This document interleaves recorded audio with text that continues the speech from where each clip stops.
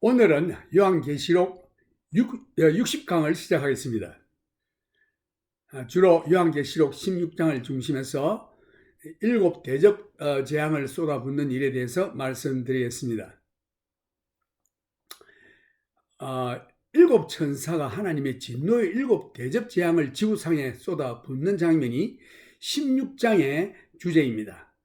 이 장에서 여섯째 대접 재앙과 일곱째 대접 재앙 사이에 막간이 기억되어 있고 15장은 16장이 시작하기 전에 전주곡이었고 자연적으로 16장과 연결되어 진행하게 됩니다. 이 대접 재앙은 이 세상의 하나님께로부터 직접 내리는 심판입니다. 이 대접 재앙은 사람이나 사탄의 계획으로부터 나타나는 것이 아니라 이 재앙은 하나님께서 직접 짐승이 통치하고 있는 동안에 내려지는 재앙인 것입니다. 이 기간은 다른 재앙과 비교해 볼 때에 비교적 짧은 기간입니다. 그리고 모세가 이스라엘 백성들을 애굽에서 인도하여 낼 때에 하나님께서 애굽을 심판하실 때 내린 재앙과 16장에서 나오는 대접 재앙과 유사한 점이 많이 있음을 볼 수 있습니다.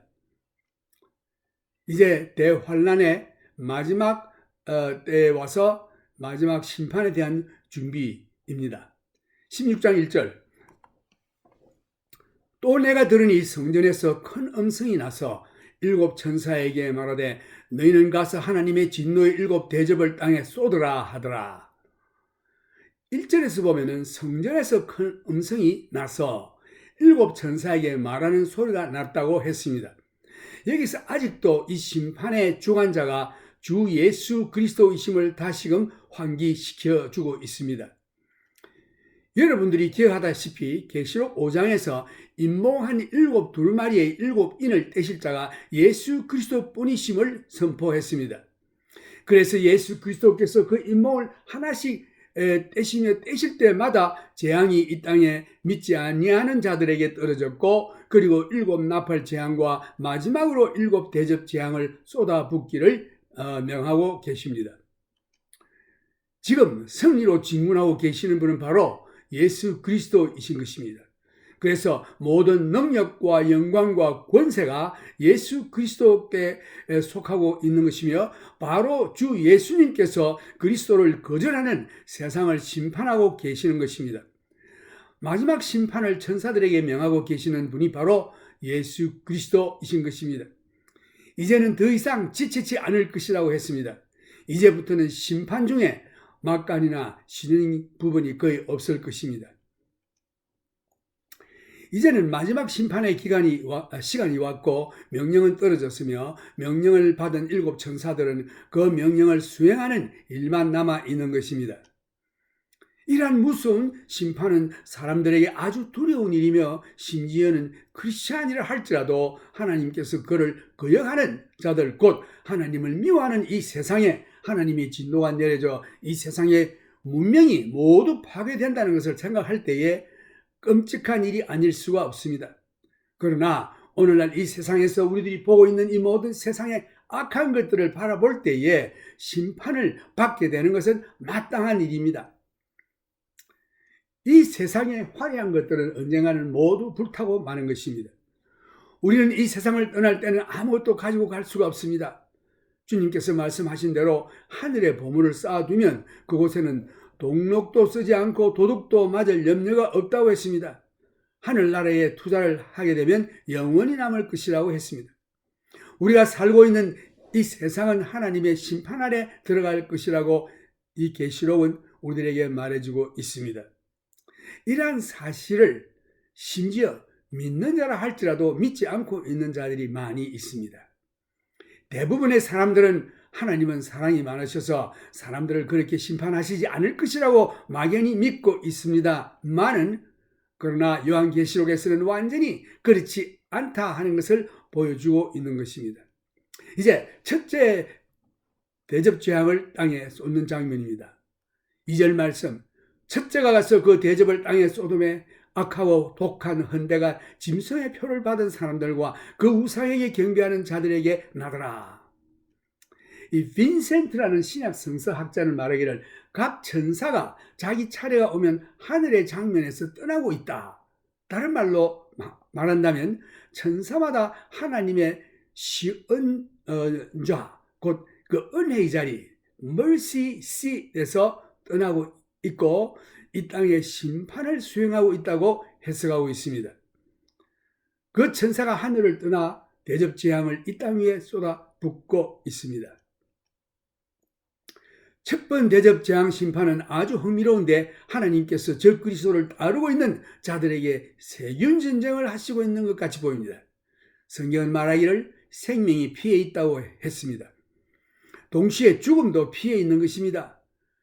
살을 썩게 하는 독창은 문둥병보다 암보다 더 무서운 병으로 보입니다. 인간들이 어떤 병의 치료약을 개발하게 되면 변이종이 생기든지 아니면 다른 더욱 무서운 병으로 발전하는 것입니다. 사람이 도덕적으로 극도로 부패했을 때에, 이 도덕적으로 심한 부패가 있을 때에 하나님께서는 육신적인 질병으로 나타내어 심판하시는 것입니다. 첫 번 대접 재앙은 구약 성경에서 모세 때에 하나님께서 불순종하는 바로 왕을 벌하실 때 애굽에게 내린 독창과 비슷합니다. 출애굽기 9장 8절에서 12절 말씀. 흥미로운 사실은 모세가 이스라엘에게 장차 내려질 심판을 예언하였는데 그 사건이 이것과 비슷합니다. 그러나 아직 성취되지는 않았습니다. 예언은 신명기에도 나와 있습니다. 신명기 28장 15절을 보면 내가 만일 내 하나님 여호와의 말씀을 순종하지 아니하여 내가 오늘날 내게 명하는 그 모든 명령과 규례를 지켜 행하지 아니하면 이 모든 저주가 내게 임하고 내게 미칠 것이니. 또 신명기 28장 27절에도 보면 여호와께서 애굽의 종기와 치질과 괴혈병과 개창으로를 치시리니 내가 치료함을 얻지 못할 것이며. 또 신명기 28장 35절을 보면 불치병이 오겠다고 했습니다. 여호와께서 내 무릎과 다리를 쳐서 고치지 못할 심한 종기로 발하게 하여 발바닥으로 정수리까지 이르게 하시리라. 이러한 저주가 올 것이라고 모세가 이미 예언했습니다. 하나님의 명령을 순종치 아니하는 자들은 뒤에서 잡으러 오는 사람도 없는데 혼자서 놀라 도망가게 하겠다, 이렇게 또 말씀했습니다. 이제 지금 이 계시록에서 첫째가 가서 그 대접을 땅에 쏟음에 악하고 독한 헌대가 짐승의 표를 받은 사람들과 그 우상에게 경배하는 자들에게 나더라라는 말씀에서 우리가 이미 본 대로 짐승의 표를 받지 않은 자들에 대해서도 아주 나쁜 일들이 그들에게 임하고 있습니다. 위선, 사고, 팔고를 할 수 없으니 굶어 죽게 된 것입니다. 짐승의 표를 받은 자들은 사고 팔고하여 잠깐 재미를 보았는지 알 수 없으나 곧 대환란의 마지막 때에 하나님께로부터 직접 진노의 심판을 받게 될 것입니다. 제가 얼마 전에 심장 수술을 받았는데 이것을 받게 된 것도 하나님의 사랑의 채찍이라 생각됩니다. 그리고 회복되게 하여 주시면 또한 주님의 용서와 축복으로 생각되어 하나님께 감사드립니다. 이제 남은 시간을 하나님께 더욱 쓰임받기를 소원하며 기도하고 있습니다. 대환란의 마지막에 짐승의 표를 받는 자들에게 내리는 재앙은 이 심장병보다 더 고통스러운 병일 것입니다. 이때 사람들은 이러한 일을 당하면서도 하나님께 돌아오지 않는 것입니다. 이제 둘째 대접 재앙을 쏟는 장면이 나오는데 둘째가 그 대접을 바다에 쏟음에 바다가 곧 죽은 자의 피같이 되니 바다 가운데 모든 생물이 죽더라. 이 둘째 재앙은 그 강도가 앞서 공부한 둘째 나팔 재앙보다 더 극심했습니다. 둘째 나팔 재앙은 바다 3분의 1이 피가 되었는데 여기서는 온 바다가 죽은 자의 피같이 되니 바다의 모든 생물이 다 죽었습니다. 이 피는 생명을 의미합니다. 육체의 생명은 피에 있느니라고 레위기 17장 11절에 말씀했습니다. 바다는 생명을 보존하는 거대한 저장고이고 또 짠 소금이 있어서 지구가 만들어낸 모든 오염물들을 청결케 하는 역할을 하고 있습니다. 그러나 이 재앙에서는 피는 죽음의 표시이며 그리하여 바다는 더 이상 오염을 정화하는 기능을 발휘하지 않을 것이며 생명을 창조하는 온실이라기보다 거대한 무덤이 되어 버렸습니다.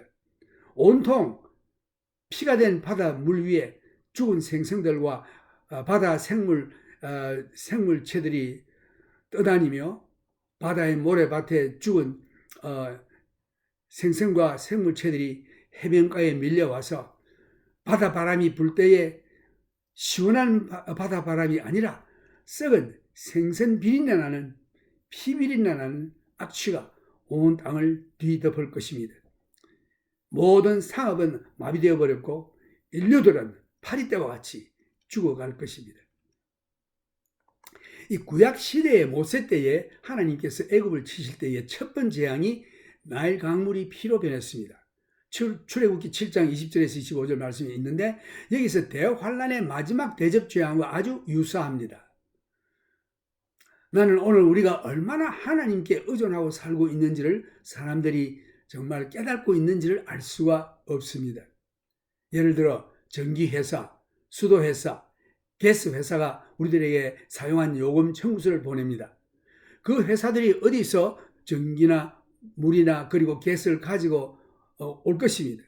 이 회사들은 분명히 전기나 물이나 가스를 어디서 가지고 오는 것이 틀림이 없는데 그런데 전기나 물이나 가스를 만드시는 이는 바로 하나님이십니다. 하나님께서 당신에게 햇빛 사용료나 물 사용료, 공기 사용료 청구서를 보낸 적이 있습니까? 그리고 당신은 하나님께 그 사용료를 지불한 적이 있습니까? 우리는 아무 생각 없이 호흡합니다. 저는 입원했을 때에 천식 어택이 와가지고 숨을 못 쉬겠어요. 그래서 숨을 못 쉬어서 정신을 잃었습니다. 이 숨 쉴 수 있는 게 얼마나 감사한지, 지금도 내가 호흡하고 말할 수 있는 것이 얼마나 하나님께 감사한지 모르겠습니다. 하나님께서는 당신에게 사용료 청구서를 보내신 적도 없고 설령 보냈다 할지라도 당신은 지불할 능력도 없습니다. 하나님께서는 그리스도를 거절하는 세상에게 이렇게 은혜로우시고 관대하십니다. 그러나 끝까지 하나님을 거절하고 순종치 아니하는 자에게는 하나님께서는 드디어 이 세상을 심판하실 것입니다. 하나님의 진노의 날에 천사들은 하나님의 진노의 잔이 담긴 대접을 이 땅에 쏟아 부을 것입니다. 이제 셋째 대접 재앙을 쏟아 붓는 장면이 나오는데 셋째가 그 대접을 강과 물 근원에 쏟음에 피가 되더라. 내가 들으니 물을 차지한 천사가 가로되 전에도 계셨고 시방도 계신 거룩하시니여 이렇게 심판하시니 의로우시도다. 저희가 성도들과 선지자들의 피를 흘렸으므로 저희로 피를 마시게 하신 것이 합당하니이다 하더라. 또 내가 들으니 제단이 말하기를 그러하다 주 하나님 곧 전능하신 이시여 심판하시는 것이 참되시고 의로우시도다 하더라. 이 재앙은 셋째 번 나팔 재앙과 비슷한데 그러나 그 강도가 더욱 심합니다. 그때는 물 근원의 3분의 1만 상하였으나 지금은 모든 물 근원과 모든 강이 피로 변해버렸습니다. 이제는 지구에 공급되는 모든 물이 중단되었습니다. 이러한 현상은 전례 없었던 일로서 사람의 생명이 완전 파괴됨을 볼 수 있습니다. 이 사람의 몸의 75%가 이상으로 참 물로서 구성되어 있는데 어린아이들은 조금 더 많아요. 한 85%, 노인들은 조금 적고 막 건강한 젊은 청년들이라 하면은 한 75%. 마실 물이 없다면 사람이 어떻게 생존할 수 있겠습니까? 물이 없는 이 세상에 있는 초목과 그 외 모든 생명을 가진 짐승들은 말할 것도 없죠.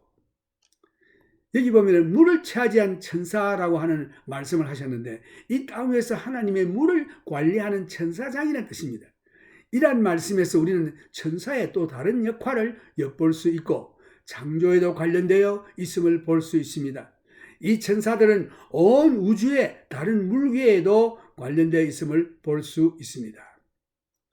우리는 바람을 통치하는 네 천사들을 알고 있습니다. 이제 이 천사들은 이 모든 사건들을 보아왔고 알고 있습니다.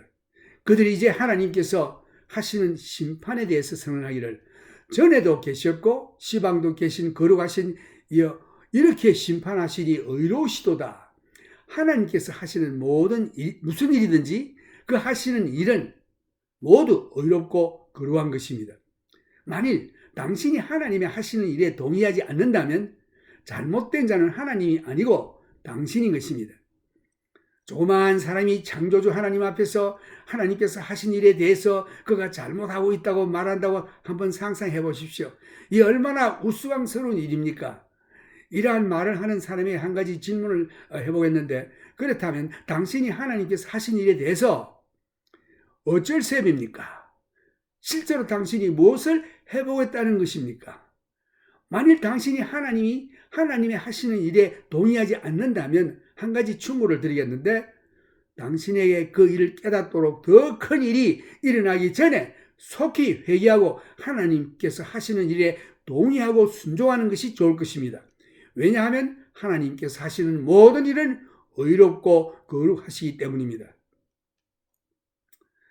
저희가 성도들과 선지자들의 피를 흘렸으므로 저희로 피를 마시게 하신 것이 합당하니이다 하더라. 이 말씀은 원수 갚는 일에 있어서 공의롭게 하시는 일을 시적으로 표현하는 것입니다. 칼로 치는 자는 칼로 망하리라. 피를 흘리게 한 자는 피를 흘리게 하라는 뜻입니다. 이러한 심판을 받는 자들은 하나님의 백성들을 죽여 순교하게 만들었던 죄가 있는 것입니다. 이제 하나님께서 그들이 흘린 의로운 피에 대해서 핍박한 자들로 마시게 하시는 것입니다. 또 내가 들으니 제단이 말하기를, 순교한 성도들이 제단 아래서 그들의 원수를 갚아달라는 요청에 하나님께서 너의 동무의 수가 차기까지 기다리라 하신 말씀이 여기서 이루어지고 있습니다.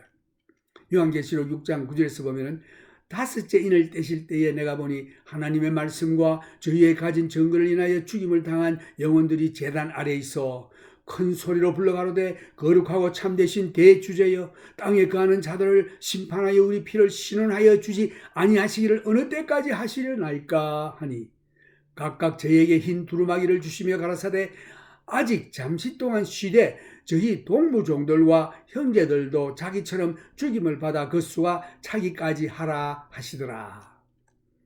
여기서 그들의 기도가 응답되고 있습니다. 하나님께서 오래 기다리셨습니다. 그러나 이제 그 기도가 응답되는 시간입니다. 그러하다 주 하나님 곧 전능하시니여 심판하시는 것이 참되시고 의로우시도다 하더라 라고 천사가 말했습니다. 이제 넷째 대접 재앙을 쏟는 장면이 나오는데, 8절에 보면은 넷째가 그 대접을 해에 쏟음에 해가 권세를 받아 불로 사람들을 태우니 사람들이 크게 태움에 태워진지라.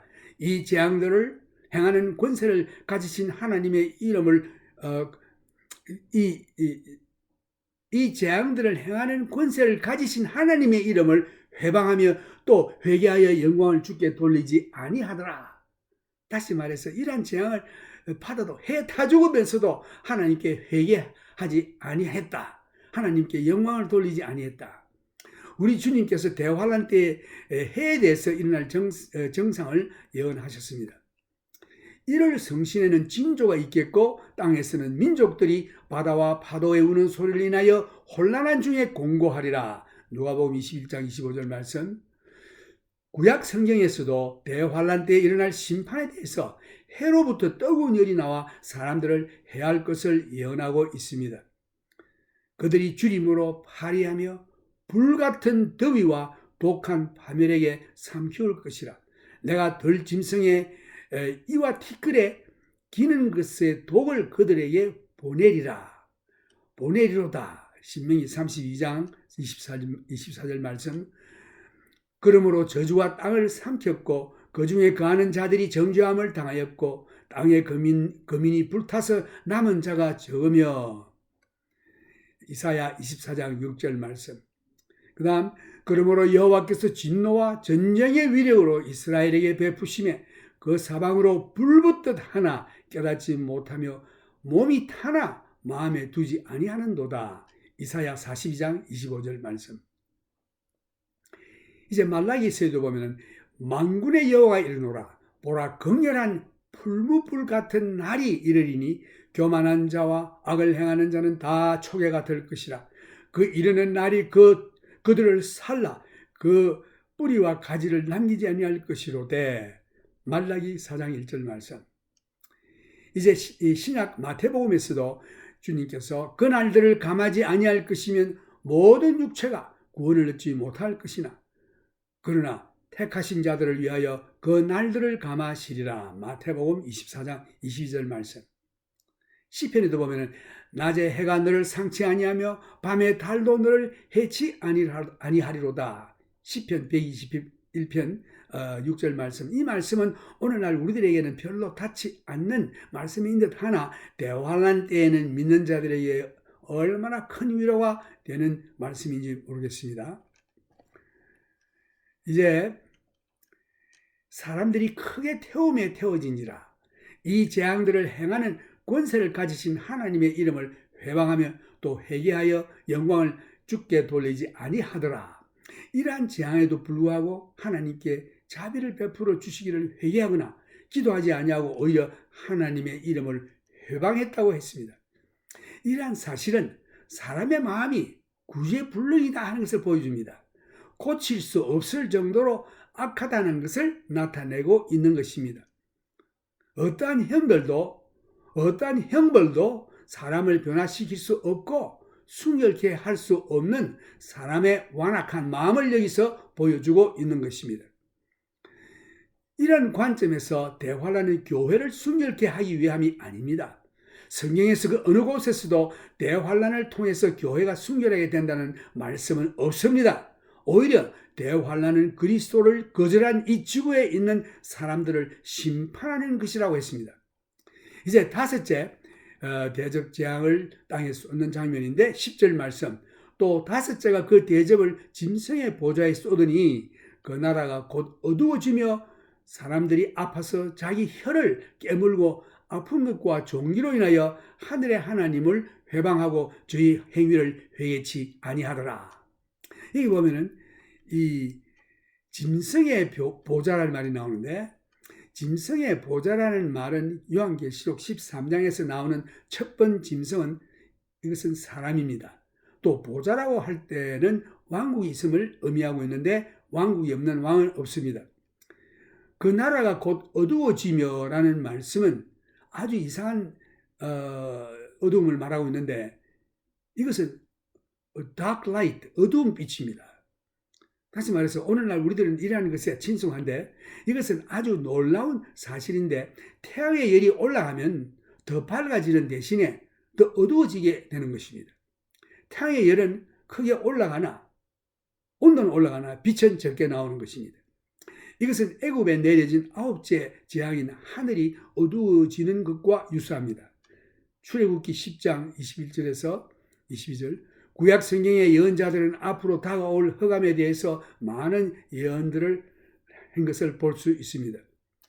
보라, 어두움이 땅을 덮을 것이며 캄캄함이 만민을 가리우려니와 오직 여호와께서 내 위에 임하실 것이며 그 영광이 내 위에 나타나리니. 이사야 6장 2절 말씀.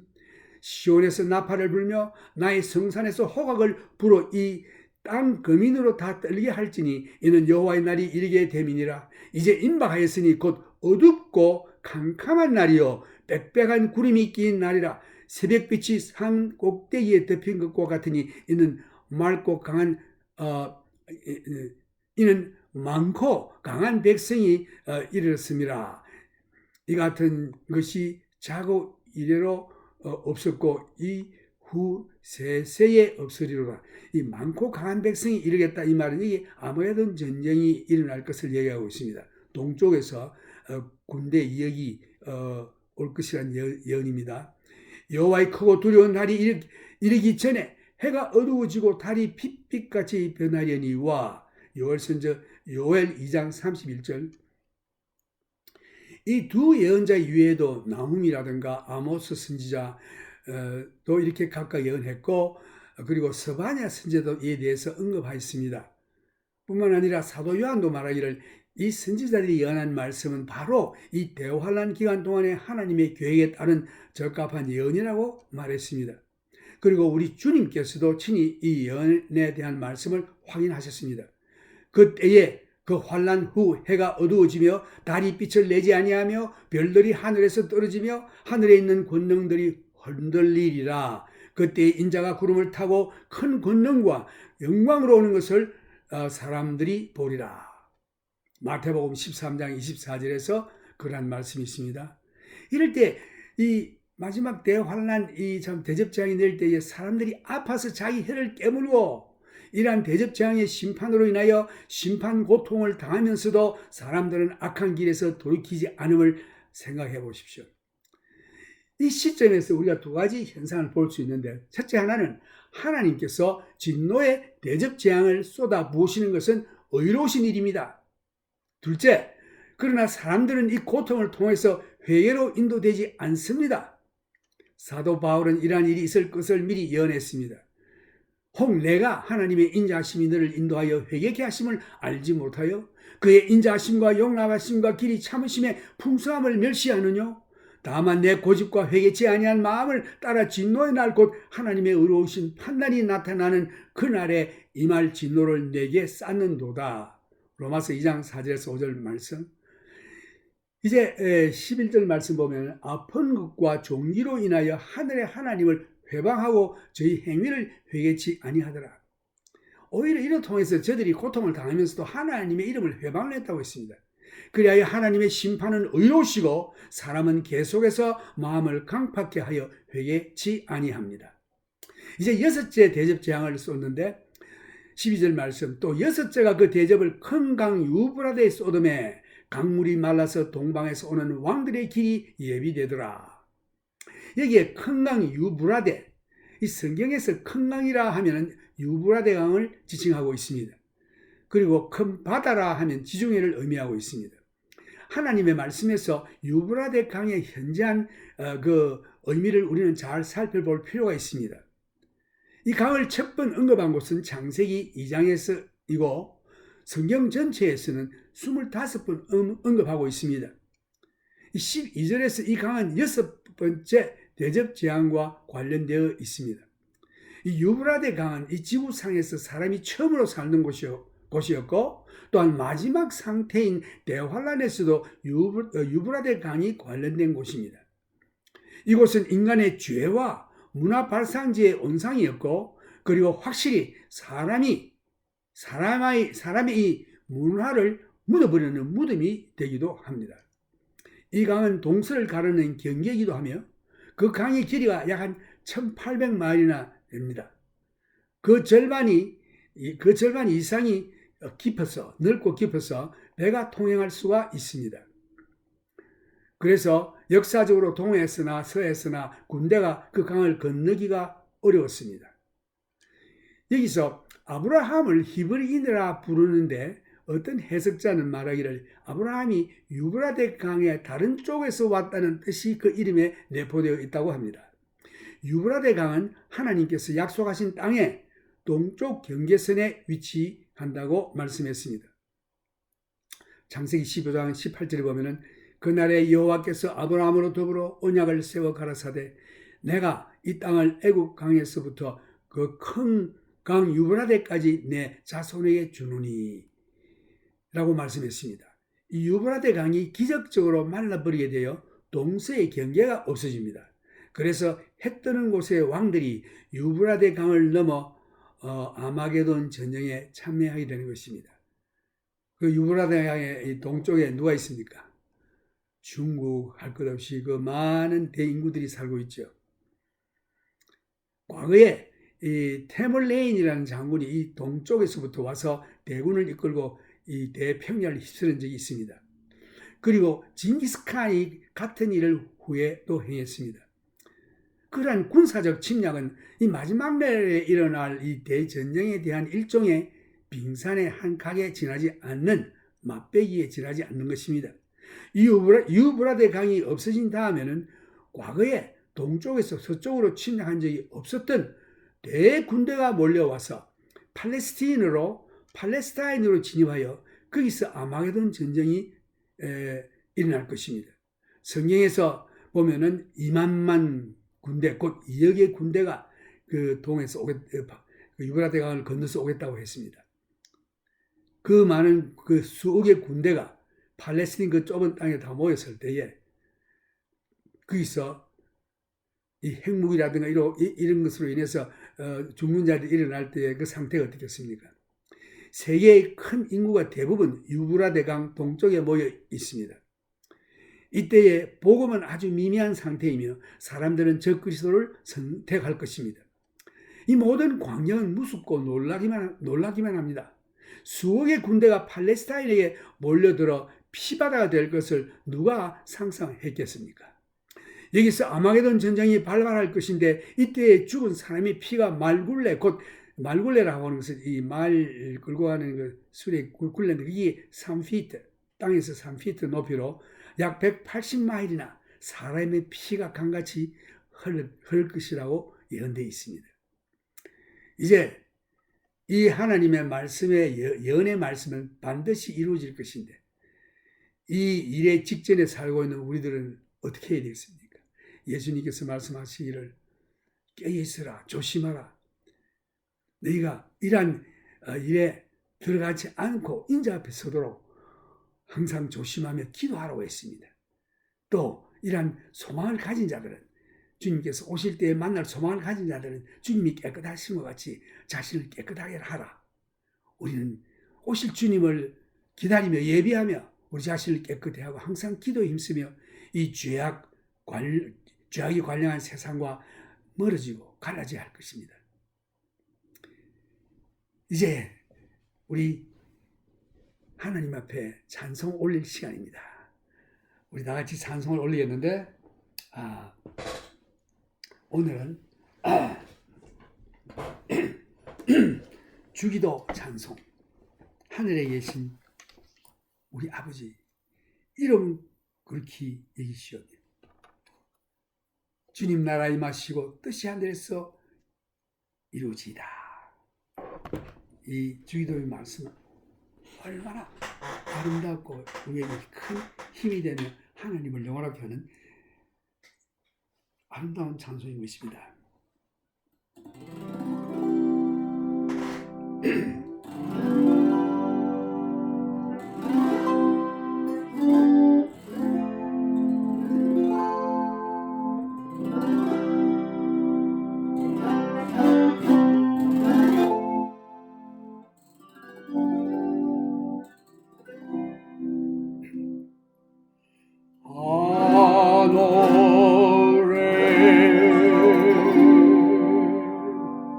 주의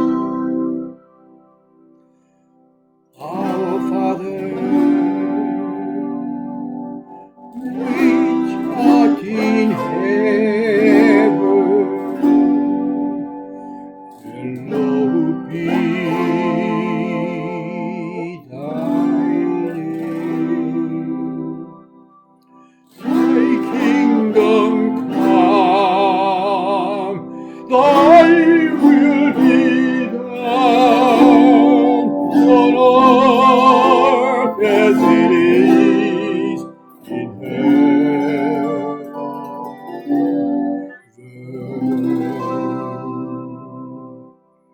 Give us this day our daily bread, and forgive us our debts, and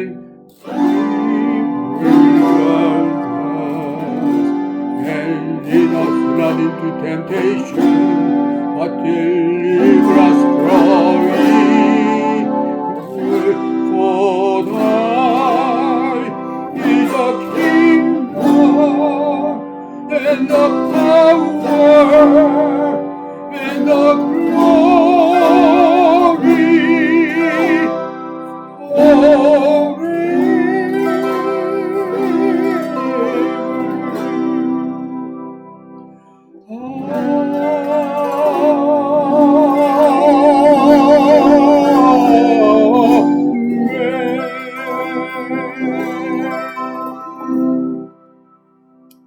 아멘, 할렐루야.